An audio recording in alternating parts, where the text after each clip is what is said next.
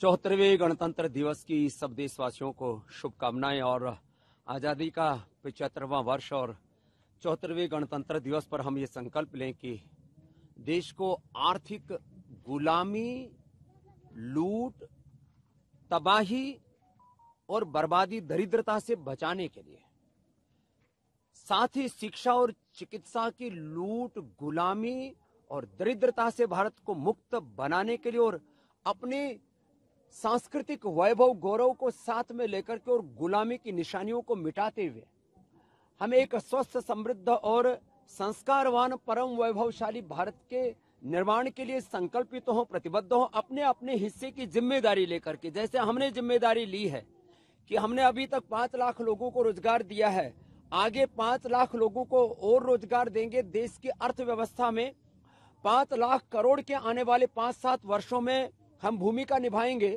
5 लाख से ज्यादा स्कूलों को भारतीय शिक्षा बोर्ड से जोड़ करके मैकाले की शिक्षा पद्धति का मोक्ष करके इस देश के बच्चों का चरित्र निर्माण करते हुए राष्ट्र निर्माण और युग निर्माण का एक इतिहास गढ़ेंगे। ऐसे अपने अपने हिस्से की सब जिम्मेदारी लेकर के जब आगे बढ़ेंगे तो निश्चित रूप से यह भारत, जिसको जगत गुरु, विश्व गुरु, परम वैभवशाली बनाने का सबका जो सपना है, तेरा वैभव अमर रहे मां, हम दिन चार रहे ना रहे, हम भारत माता और वंदे मातरम का जो उद्घोष करते हैं वो हमारे कार्यों से, हमारे आचरणों से प्रतिध्वनित होना चाहिए।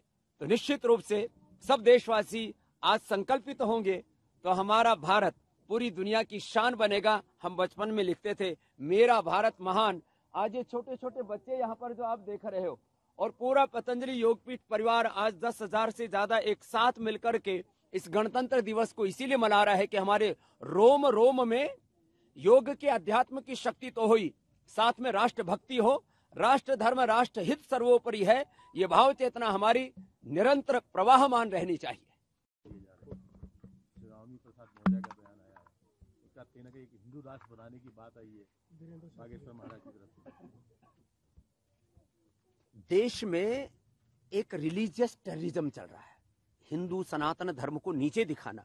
सनातन मूल्य क्या है? जो शाश्वत, वैज्ञानिक, सार्वभौमिक मूल्य है, जो इटर्नल ट्रूथ है, वही सनातन धर्म है। अब उस सनातन धर्म पर जो तरह तरह के लांछन लगा करके, कभी हमारे धर्मशास्त्रों का आश्रय लेकर के, कभी हमारे महापुरुषों के चरित्र पर लांछन लगा करके जो कुत्सित प्रयास कर रहे हैं, ये सारे के सारे भारत विरोधी, राष्ट्र विरोधी, अंतर्राष्ट्रीय शक्तियों के इशारे पर या तो षड्यंत्र कर रहे हैं या अपनी कुत्सित कुंठाओं और अपनी बौद्धिक दरिद्रता और दिवालियापन के शिकार होकर के इस भारत को कहीं ना कहीं अपमानित करने की चेष्टा कर रहे हैं। उनका पुरजोर विरोध सारे देशवासियों को करना चाहिए। स्वामी, संविधान की, जैसे आज गणतंत्र दिवस है, संविधान के प्रति इस समय जो सबसे बड़ी चर्चा चल रही है कि अंधविश्वास है या विज्ञान है, ये क्या देखो, भारत की जो परंपरा रही है, हम भौतिक सत्यों को सम्मान देते हैं, इसके साथ जो सनातन सत्य है, अदृष्ट अमूर्त जो आध्यात्मिक शक्ति हैं, वो भी सत्य होते हैं, लेकिन उसमें किसी प्रकार का ढोंग, आडंबर, पाखंड, अंधविश्वास, भूत प्रेत, शनि, केतु, राहु, इधर उधर के ये जो पूरा एक हम कहें कि पाखंड का जो बोलबाला है, उसको हमने कभी धर्म और संस्कृति नहीं माना। लेकिन ये सच है कि यदि भौतिक विज्ञान है तो एक अध्यात्म विज्ञान भी है और पारमार्थिक शक्तियां और सामर्थ्य भी हुआ करता है। अब वो एक प्रामाणिकता का विषय है कि इन शक्तियों को कौन कितनी प्रामाणिकता से जी रहा है। ये इतने वैयक्तिक चलो हो गया। अब पूज्य आचार्य जी तो शब्द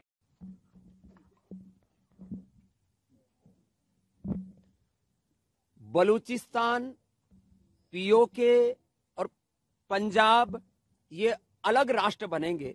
पाकिस्तान एक अदना सा देश रह जाएगा और पीओके का भी भारत में विलय होगा। उसके बाद बलूचिस्तान भी खुद सामने से आकर के कहेगा कि भारतम शरणम गच्छामि, क्योंकि पंजाब, सिंध ये सब हिंद के साथ ही उनके सांस्कृतिक एकरूपता है। तो बहुत जल्दी पाकिस्तान के 4 टुकड़े होंगे और पाक अधिकृत कश्मीर का भी भारत में विलय होगा, पंजाब सिंध प्रांत का भी भारत में विलय होगा और बलूचिस्तान का भी हिंदुस्तान में विलय होगा और भारत महाशक्ति बनेगा। यह आने वाले समय की पुकार है और ऐसा होने वाला है।